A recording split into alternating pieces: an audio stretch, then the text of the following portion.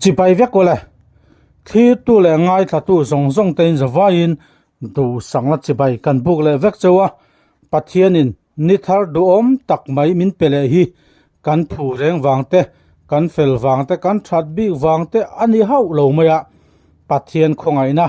nang le ke na kan la chana wanga tun hun tha min la siam sakhi kan ni chau zo ka chu wangin lom taka pathian rong bola kan theina zong zong hi pathian ram tan le he zo ram tana ke pen chuak sel tur kan ni ti se in chu tiang ang ti thei tur chuan mizoram zonal thir tu le ngai thatu zong zong te du sakna sang per kan hlan chawani ole tunlai chu political debate angai nom chho le maya ZPM sarkarin thlasari velzet sarkarna anankal pi chhota nia ZPM party ina ma anlangna sang le anti chho mek sang ate hian political debate awm chowa angai nom chho tul ani hi CBI general consent pack chungchang ate tender open tender lem ti te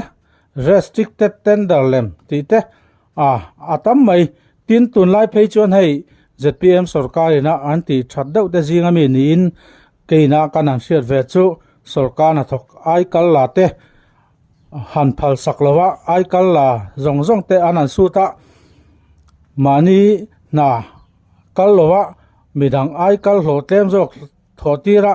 nadang thok dai te anan ki le sung sung mai te hi a thatna chenomatin heti rai hian nanna khir tak tur te har sana tok te nena han khai rual vekaro a that lo na awm ve bok kome henga te point political debate on thei takani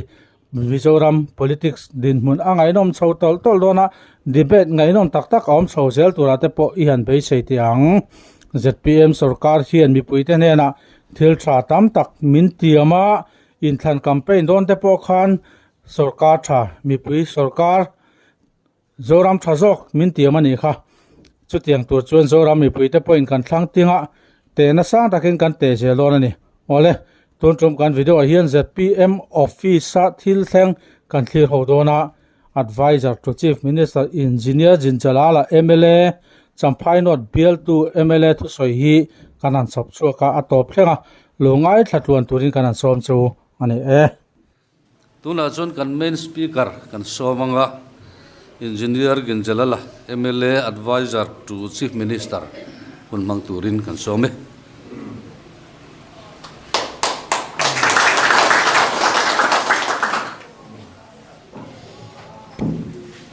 ole pu chairman kan president zom tak kan honorable MLA te kan official te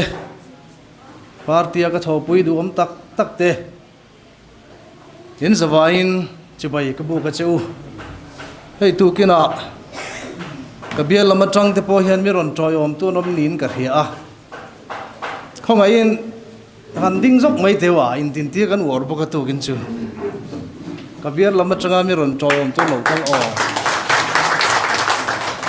alo mom hle mai kan board chairman te po khan hon tela ai min troi om tu ron tel ve ni om takania kumare ma hey tren khadin fiam thu te takin champhai not first lady minan ti fiam thu saka dik tak mo ka helova tu ke la hen kan nuin mi ron troi om ve bokani hending te se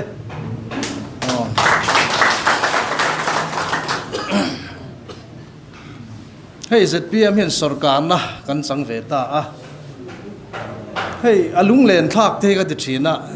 hey kan ho tu kan senior tak te po kan an mu cheu hian hey tu gen chu thu soi na hun ka nei khat boka ka voi khat nei ve na thon ni boka ka soi tu am de ni pon min riat thiam te po kan ngen du chewa ZPM kan din tir lai te ka ngai tu chuak ani tu kin thu soi tu ra ken bo sai khan ZPM hing kan an phua chan tir lai te kha kan lung te leng chin khop maya kan ho tu ten nang ni lam hianin a ming ron phua te wan tia mi som bor ve ha kan ni maya khati lai khan khati hul lai kan ngai tu nang huni kan thleng pha kan gem o ti hi kai din ngai tu ve thin viawani mà rồi chú pathian in min cài ruồi à mình can phù hul lai te kha ala rei vak lovani mak tak mai tu nang hun te hi kanan theng thei te hi aro pui katia kan pol ming tu te hi kan ngai tu uluk khopa kan hu tu te nen zo ti hi tel ngai se thanga te kanan tia movement ti te po tel sela thanga kanan ti le boka khabi phua khom vel kha boi thak re khop maya atopa Zoram People's Movement ti lo chuak ta a atuk loga ay thar thazok kanan se chuak le a hey WhatsApp group pa te kanan the dara hey pusai te pokala sereng ngai dan thang thang kanan tho khoma zo pa ti la kan lar hma lo mo te ti pol kanan om chho ve le a zo pa ti om je chu Zoram People's Alliance ti na dem nin ka ri a khang te kanan rot thar le a amaro chu zo ZPM ti hi lo chanchin thara te han lo chuak le mana ti khan zo pa ti hi chu kan drop felta a ma se ma khop mai ZPM ti hi pathian malsom rim nam mani ve tlat mai ni pathian min pe khani tu nang hun kan thang hi alom ka ti a alung len thak ka te mem bok ani tin thil pahat kan soi kai le lokanga ka thu puya ga lu main so thing red te ka nan fix khania GS ka online ni information in public relationship ka chal lai ni ya so thing red ka nan fix tur kha ti lai khan cheng som ni panga khan kan lo fix thin kha ni ya he ti ring wat chan dik lo kun na thok tu te din chuna tur lo in ti don tiang ka nan tia hei puke ki ate de ka nan soi howa ani hi lo kal lo ni mo vai ni chu ti ni chuan cheng som nga lo in fix bur mai tiang khan an tia khati hul la khan cheng som nga chu tamania tam takani ma se kan em le kan object hi chu put na thok tu ti din chua khai chuani me wangan a ret te pui sang ro se kan an ti top mai ni eng po ni se thu nei na kan nei lo wa kan president te kan ron ve lo chuan kan ti kan president pu du ma ani lai ni ya office a khang kan leng lu ta alo om lai tak alo ni lau bok nen tu ke na hian press release kan siam do na so thing re thi som nga kan mai do mi han ti ve thut maya ke la chuan ani la chuan eng dang soi lem lovin a thamai lo ma lo ti ve mai box ya ti chuan press release kan siam ta cheng som nga ani ta reng mai ni chu sang ni som panga bor ve ni main ka hi a ka khet sual lo chuan chung te chu kan ring chho ta zela tuna hian cheng som nga ani a om chho ve veng vong khop maya sarkar tan po phur ri tham po ni lem lova farmer tan la e din chuana tham tla ka lo ni bok nen heng kan thil ti zong te hi thil te ho te ma ni selangin pathian in mala som ve tlat mai la hi kamu hian mak ka ti ani chu introduction ang ring dawin kan soi duwa hei kan spoke person in be na kan tok na sani haron tia dikhom mai tu lai chu media te minan beya leilama chuan politics ani hetiang te chu thil thleng tur pongai thia milangin amaro chu thil hal zung te thal lo zia chu kan bible pona phal lo deuh nge neng katia bu sin hal jun bu takin hal do na sinatia tak hal tel pal te hlomania thil hal zung lo te hi kan zirve deuh te poi ngai don ani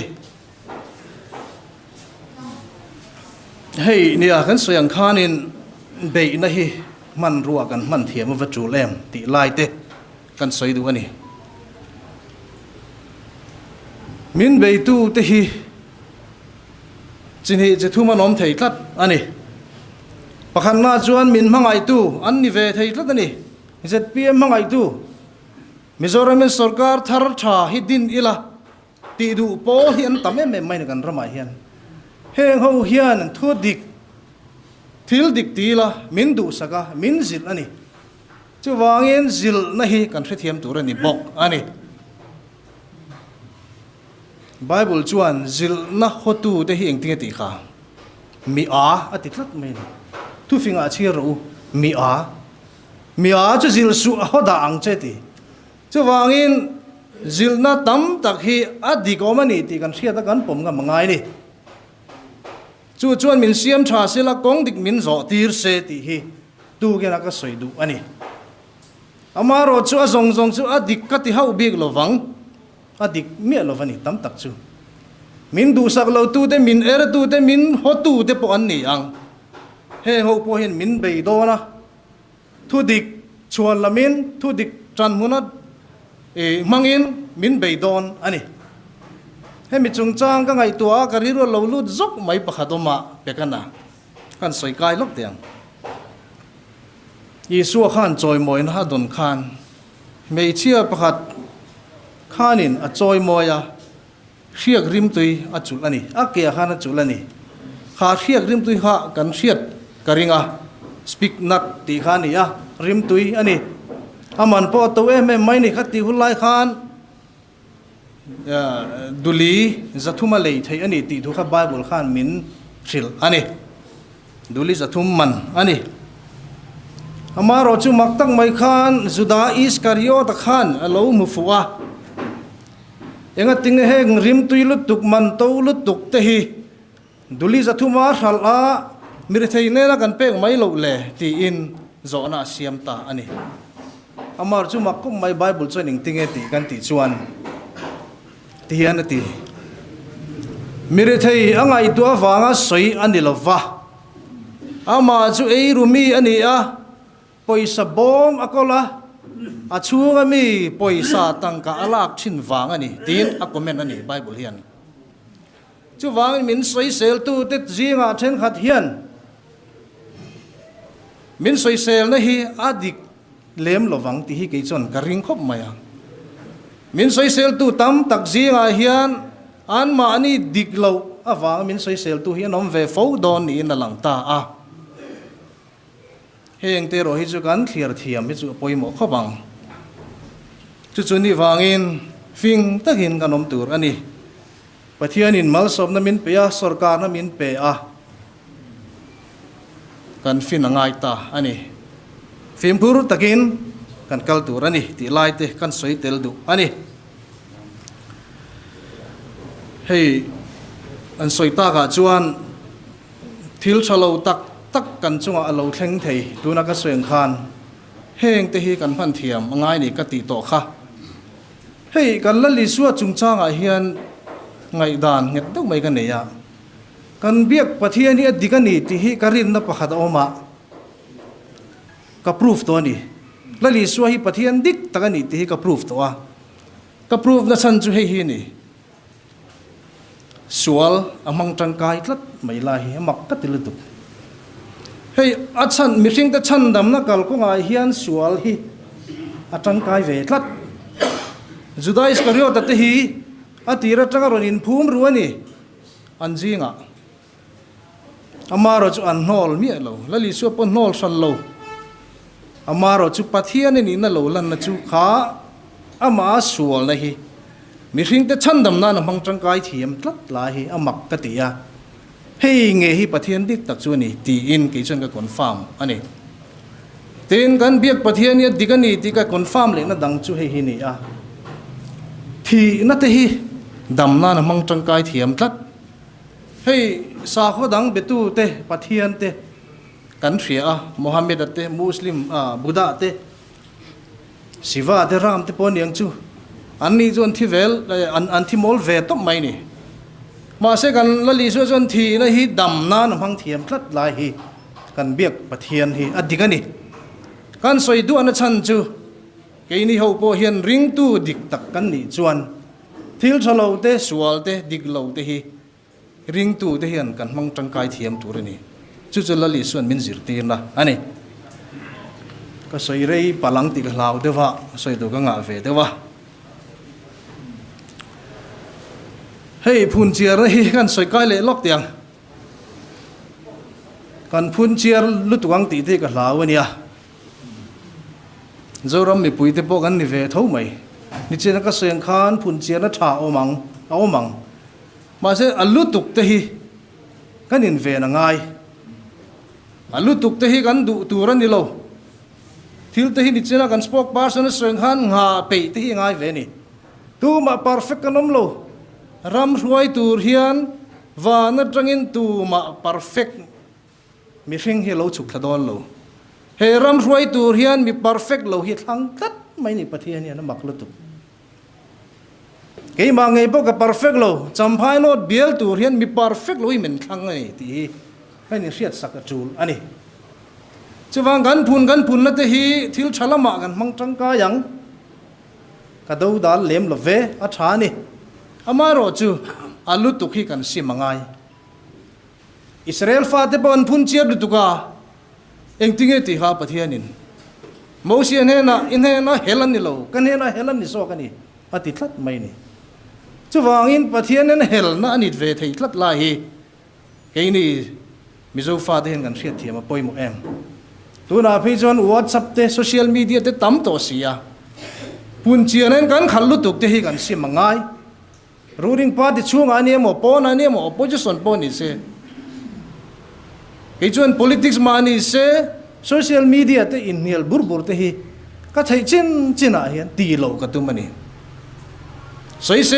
sel ai nom lo nan ti hi pathian thu ni tlat ani chuwangin in ti do ram ang u kan phun chiar lu tuk chuan pathian mal som na hi kan dong lo palang ti lo me mai ani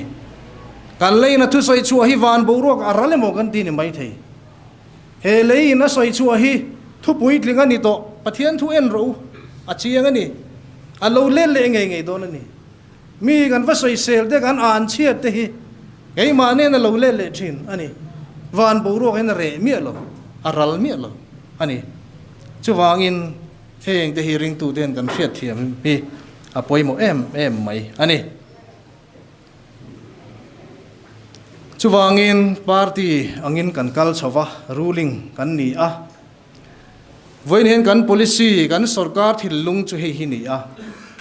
mi mal tin te in ti mai te ang ne na ham that na therl tho emo engemo pe khi kan sarkar hen kan tum than lem lo fani sarkar ma sa te kal dan ni a ke ni zon kal phung thar kan ti chuwangin sumpa ya engemo ham that na lok na don tum ringot hianin he party henin mang lo wangu he party in he sarkar na tum chu ram in amamo hi engeni a komona kan mamo hi engeni ti la hi kan ngai tu ani kan policy tongkam lar mai chu hi ni sustainable development ti hi ni tlat mai ni mimal ne na poisa hanin sem den hi chumo a sustainable lo ber ani ram mamo a common problem kan solve zo ka hi sustainable lai chu ni zok ani chuwangin ka pocketa sum chu di za da lo lut lo chu lo na chu ka tel lo ti awanga lungoi lo mai tu hi kan ne lo wani ti hi kan soi du ani zoram mi pui de hi min riat sak se ka du khop mai ramin kan mamo engeni kan pek tur kan ti chuan so thing tiang te hi kan lei sak thei ni kha chuan mi mal tina an mani tho ang ngein an mani tho chu ngein an pocketa alut jok don ani chu jok chu kan tu mani chu wangin bung thar kan kai don ani chu wangin keini po kan in ti thiang lim tur ani kanan raman lut tur hi chu an fim purasin in ti thiang lim tur ani ti chu wangin zoram hian bung thar kan kai don ani tu ma kan ngai tu ana kan ai gupta thilungi kan pai phalang em ti hi ka zona chewani he ngai dan te hi kan pai lo chuan kanan rami kan lut lawang ti hi ka soingam ani chuwangin unaw te u in ngai tu chiang ang u he ram hi pathian in mangai ani kalphung thar zo ya gan zo ngai ani kalphung tharan te ya engkim bai thar vek tura chuan anon soyang bidang chuan heng te hi chuni chaka soyang tho mi deu tu den ni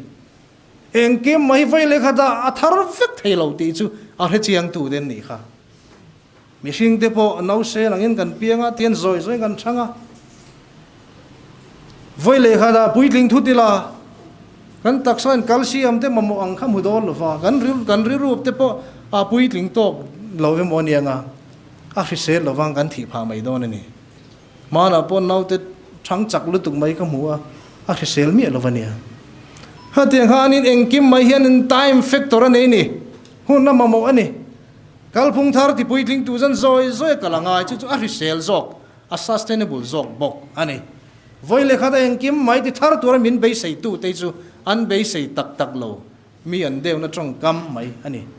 hang te laga ifim khurang o a to le kan soi du chu he ni hun kha min fix de wem om lem lo mo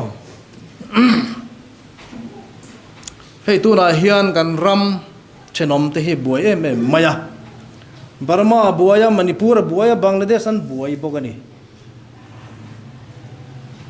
Mase Mizoram jukan himbe me mai de hi pathian rem ruwa dani. Heng kan unau buai nuai te hin har sanana salutu kan to ka. Kei mani lo hi ju bel tur an nei mi lo wani tu na hian. Chu wangin Mizo te hian, Mizoram a cheng te hian in real rupuitling takin kan lo don son hi avatul em. Fau di turin pathian min ruwa dani. Isa wangin fau ni hi kan tlinem te ro chu kan ziratan kan chop chuak duani. Fau kan ni angai kan ni fau ni turin pathian min ruat lok to ani. Chu wa enge kan ti tur kan ti chuan. Fau kan ni chuan fau ro hi kan play mai turani. Heng kan unau te na thai big nein du sak big nein ro rel na king bai takin thili kan ti tur ani lo. Pathian ne du lo wani chu chu. Tu gina ka soi du ani. Equal treatment du sang nai nang engkim mai benefits inang kan pe ka ngai ani. Chutiang thin lung kan nei lo ani chuan kan ro hi kan play lo pal ang ti hi ka lau khop mai. Heng bite bertene na in ti chu kan he na ti in ni ti kan pathian chuan. Chu wangin tu na min mo ngoi tu te an ni a. An he na hian kan that na te. An chunga hian kan lan tir hi poimo ta ani. Chu wangin kan din huni poimo maya. Huna local zeranga keini zok pun kan lama mo ve thei ani. Politics te chu te ni lumlet ringa ni wangin. Chu wangin voine hian kan unau te ne na hian riru zau takipuang o. Du sak bi khai bi reng inei lovang o. Chu chu pathian du dan ani. U ber chu na naw te chu ang khatin en kola. Du sak na te po ang khat vekena semani ngai. Keini pon chu thau chu kan ti angai ta ani. Kan ti zel angai ni. Kan ti lo ka ti mi lo wani. Chu wangin heng kan unau te hi en kol dan kan thiam vangai em. Kan thiam to I thiam zel angu ka ti na te pon yang chu. Chu wangin nam san an ni ya du dan san ron neyang an lo ka lang anon in soi thiam vegang. Maro chu an trong kam ringota hianin decision kan siam mai tur an ni lo he sarkar hian. Sap tu fing pakhat chuan tian ati. Never judge a book by its cover. Atia lekhabu hi ko ba tang ro te turan lo fani ti ni. Chu tiang che chuan never judge a person by anyone the way they look. Mo khatiang khan. An melan da nangin thili kan clear turan ni lo. An thil lung lam hi poi mo jok ti lai kha kan soi du chuan ita a. Chu wangin mal som na kan don hian ama khop maya wa na tangin mal som ni direct in lo thleng ngai lo ani mal som na kan don hian hei hrengangu mal som na kan don hian kei mani mi hring te kal tlangin mal som na lo thleng thin chu wangin kan mi hring puite ne na kan that na hi an he na tanga pathian mal som na kan don na kal kong ain hon na tur chu ni ta a chu wangin heng kan unau te ne na that na kan lo chua zelei van pathian mal som na kan don na kal kong tur ani a tu te mo thil lung kan vati nat bik te hi dik lovani eng tik ni mo jon kan mo ve hun te po a thleng thei ani chu wangin pathian mal som dong turin heng kan unaw te kal tlanga pathiam mal soma dong turin kan bot sahi angai le ni ti lai kan soi lang du bok ani kan policy te chu mizo te aizol te hi zo Jerusalem ni turin idin angu ti te hi ni thina chu wangin tu na hina takin lo thleng don me kani zo na thlak te Jerusalem ni tlak turin kan bot sahi wangai em ti lai kan soi du bok ani hei kan soi le du pakhat chu Mizoram politics si alo bol hlo man le ani ti hi kan chiang tlanga hi ka soi thina achal le wang chu kan kun na thok tu te hi lo frustrate lutuk wang hi lo ni kun na thok tu te hi an kun na tho hianin lok na api thei si lova ei zon na dangan nei si lova kong dang te nan dap thina ma se lok ram hi lom si lova chu chuan mi zo mi puide zong zong hi politics amin hruai lu ta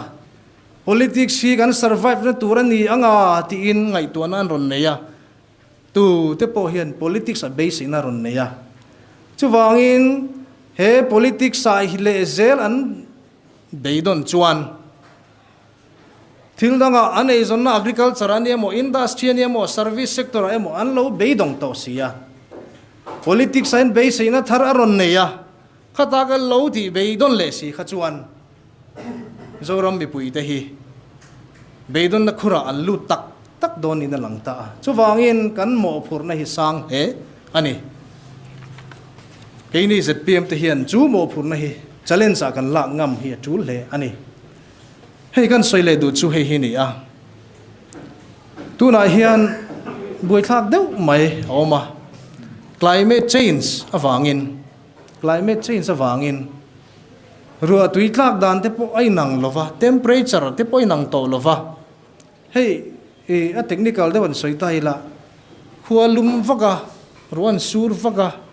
khatenga boruak in thak thleng thut thuta te hianin leimin te po hi ati tam thei dewani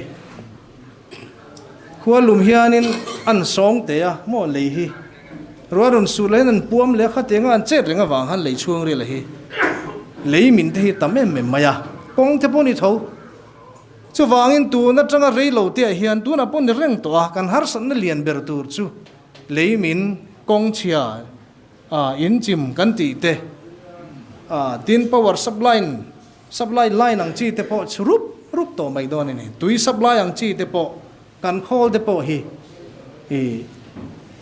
a che chau rup to mai don ni na langa hei tun chum tui lian te po hi khati kha ni ya bei sei phak ba kin tui ron lian chakani khati ha kan la siat ngai lo thilani chu wangin heng zong hi climate change in a ron hrin pakhat ani wangin ZPM sarkar hian kan ma hian khatiang har sana kan tok don ta a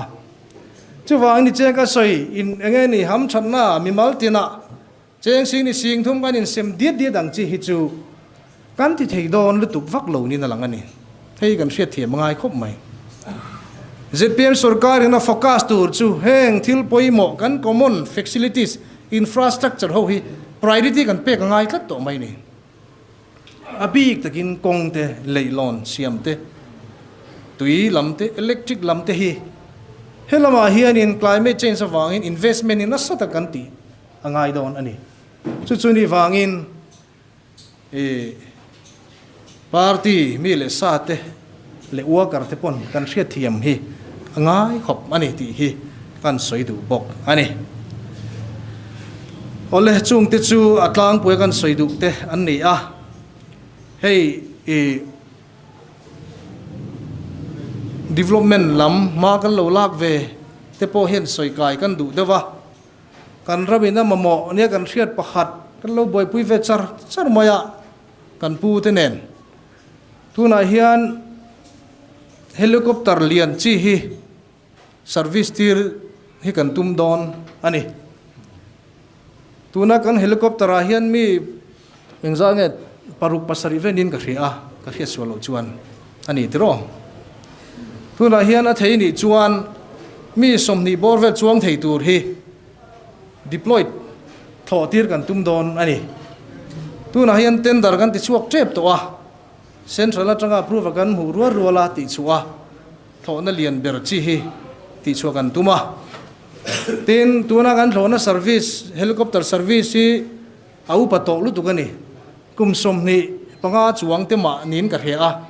a chuang main ka hrea tuna hian a thei ni chuan helicopter thar tha hi service tiri la kan duani a chan chu kan ram climatic condition hi ti hi ni ya ni che ka soyang tho khan climate change awang khan thi te po chak bik ani chang chuan thibing te po hi om tamani climate change a hrin vek ani tuna har san na kan to lo hi na ke na kan tok don ani kha mani lok bagan thona kha pakhat a che sual che pa pelai ram nge ni ha ka he chiang che to lo wa kilometer khat don hi second ni khat lega tian an thla dot mai ni chu turbulence wang ani ya khat yang chi te om chho me ka ni kan rama po hian kan weather hi in thak thut ani wangin helicopter fit jok thar tha jok hi kan manangai ani kan ti a chu alian chi kan be se ya amaro chu helicopter lian chi hian in thona tum mun lian deu mai lo ma mo a thingkang khotina hian service thei dol lovani hey helicopter ni lo helipad lian kan nei na ang chi champhai lung lei sai ha ang chi ate ai zola te alian chi hi kan service tir ang chu kan in ti deu a tin chu lo thil scheme dang pakhat le kan nei ya Ministry of Civil Aviation na tangin RCS udan scheme an dia regional connectivity scheme heta hian thona helicopter te chi tho sarkar ma saten an lo mu chua me lo hi kan mu chua ka kan nei thei don in alanga kha scheme kha kan enjoy thei don in alanga alo mom khop maya he kan ti le thei ni chuan thingtlanga helipad te hawa hian service tirila ti te kan soi ho ve a chung te ni chuan tuna omsan en phecha helicopter pathum vel kan service ti thei kha chuan avan chadon em o katia mitin hian kan chor to don ani tin tourism lam te poi promote na sadona chuwangin tourism lama poi kan buat se ngai to ni hei tourism an soi kai ta ka chuan Bangladesh khu kan potential chalutuk turani achan chu an ram hi aluma tunang huna tuilian ten tok na sa a heda tlang thengthon wam zo ka te ron kalhian du em mai ni man kuma G20 submit a po an Bangladesh lam an delegate ten en pokan in conveni chu ta chuan tourism lamai ni thokho tiangu an ti a an phur khop mai ma se apoi mo ber chu facilities infrastructure hi gan din ngai ta a Dhaka atangin Agartala thinka chona service in ka hi a an lo ti top to em ka hello ba service all lo nei to ni chu tu na hian Dhaka anilo Agartala Tripura capital Agartala atangin aizol hi gan throi lu ngai khati kan ti to chuan tourism ron lut zut mai don ni Sikkim au ti fu na chan chu thil lang vakan hi le nem West Bengal mi hring tol lu tuk mai hau sabok si hian nia anni ho hi scheme an throi lu theitlan mai ni keini bon Bangladesh tourism hi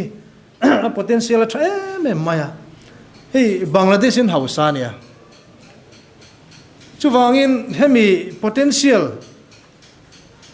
kan man chang kai thiam chuan Mizoram kan ma kan son pui khopin karinga tuna hianin Swedish darshan an tia tourism minister tinen kan committee ve zak to a ma kan la me kani aizola cross som kovel min pe thei dona DPR an siama som kwa che chu ni lo mai thaya champhai kan van nei le a chu tiang bor ve bok min pe a DPR kan siam ve mek boka hengte alo puitlin thei kha chuan tourism hi na satakin kan rama hian kan promote don ani chu ni wangin halam pang hoi zong han ngai to nai seng ngu kan thil lung hi kan riru ngai tu nei iti changkang le chu sawangu ti lai kan soi du boka tin kan soi le du chu hei kan unau Manipur mi te hian har san nan tok ve khop maya tunai hian kan airport hi ron choma ni tin mamo che he ta sil char theng aizola tengin ti hianin sai tuala sai chala khoko na lu ta ti hian yu ang khan an kuala ni kan sarkar lim khan kan phakang tokin kan ho tu tenen ma kan la veya sil chara tangai te ron kala ete kwal lu lo khan mar lam a hianin hai uai hi kalta sela a tha anga kan ti a department lam ho tu te po ka soipui nual to a allo da chol to kan ti hial don nge ni trong moi lo ni lo sela national highway number 306 tian allo da mai to a chu kai tho kan tu mani tu na hian 3061 tu na hen vai reng te atangin mau chara lu tanga mau chara atangin ni lo sai pum sai phaya mau chara lu tanga hada tang khan new vervega ti pai mu aponga hetarun kol to han direct in tin kal to me don ni sakordai de phei chuan in sil chagar tu ren da kar thum lian thleng thamain ka ringa chung te chu tu na hian DPR te kan siama survey te po zo to ni a funding central sarkar mi pek ruwa na chan thei turin kain bot sai mek ani tin ti pai mu ka tangin kan han extend thei le phei chuan khole ka dai do wa chia puya khoko na Manipur ro tu na man mega hian alut thei don pokani ti chuan hemi mar tlang dung hian an chor em don bok a mar tlang dung economy nasat gen choi kang don ani tin kan unau Manipur lam te pon an chor don bok ani chu chu ni wangin a phurom khop maya heng te hi kan ti puitlen thei hi cha kom em a tin hei i kabial lam kan soi kai zok ang hei ka du tok don mai che pania chakai farm hei chakai farm hi ti puitlin kan tum ve thak thung ne kin hin chuani tu nan experiment kan ne ya kan lo thing to a eng chen chi hen nge thil kan kal pui thiang ti chu ka soi thei lo na in entrepreneur pakhat hi promote phot ni se kan ti a kan an ti chin na chon lo lok khom ma ya no te kha lo pai nem khom ma han thang lian mai chu an ta me mai ni a farm pakhat ar got po hianin mi pakhat ei zon nei chuak thei zel tur kan ngai ani a chung te kan boi puya tin hei kan fisheries minister hi cooperative mai pucha ti hi ka fak a kan chunga tha kan biala khianin fisheries project hi lian puin kan kalpuya tu man lo ti ngai mi lo angin kan ti ani innovative devin innovative an ti jon thil ro pui to lo ngai ange thil ho te ni thil te ro te han change mai kha tu na hian vong zol zau kan tia chu da chuan kan hong man lo ani tun fur ma hian hon man kan tum viau na in fisheries in ti hianin kan an ti tak tak mai chu aro pu mai ne mu nom tham khopin a zawin kan tia ni Mizoram fisheries project a chuna lian ber Poland mai om mange ka ti ya zaw khat kan tuam pop ani chung ti chu lo thing ni jon model a ting thei tur kan ngai ni kho chaka tangin ni ron chuak thin tiang devin kho chaka tangin development ni ron chuak mai thei ni thil ho te ma ni se hei bai bing kan buai pui le kho pa tu na hian bai bing kan ram a hian lo thak khop mai kha lo ni a ten lo da mai kha commercialize kan tum ve bokani tu na hian a ti ro nan ni jung mangin ti ro kan chan mega experiment kan kal fi tu chuan kan la thar la duka next year a chuan be pui kan thak don ani tu na hian packaging kan buai puya labeling tenen a brand a ming tu tenen pam chunga hen bul kan chan ani aming tur po hi ron phuaru ka tia phuaina la sewak lo wa ke ma hen ka phu sak dewa pam bing iti mai ka tia an du lu tuk vak lo ngai ni ka helo wa kha tia khan mizo om to na jon thon chua thei export quality ni thei tura bot sai te kan tum ani chui tiang chon thil ti tur lo tam ve khop maya party lama hen kan on lang man lo ni pon min lo the thiamula mani to kan boi ve me mani ti lai te kan soi du ole ka soi rei tapoka tian kan du tok mayanga eng poni se ruling kan ni ya pathian mal som na dong kan ni ya ke ma ani kal tlangin zoram hian mal som na dong don ani chumi a kong akal kong kan ni te ro chu in siang ring tu te nun chu hei hi ni ma ni in phat na nun ni ve tlat mai ni kalali suai khovel local san chu cross ani tlat mai ni cross om je chu in phat na nun tor na nun chan na nun ani chu wangin chu mi zui tu te ring tu te kan ni wangin keini hianin kan ramtan kan in cha ngai kan in sacrifice ngamem kan chan ngamem ti hi ka zo na cheu ani ole chu chu ka soi thei tok ni te se kalome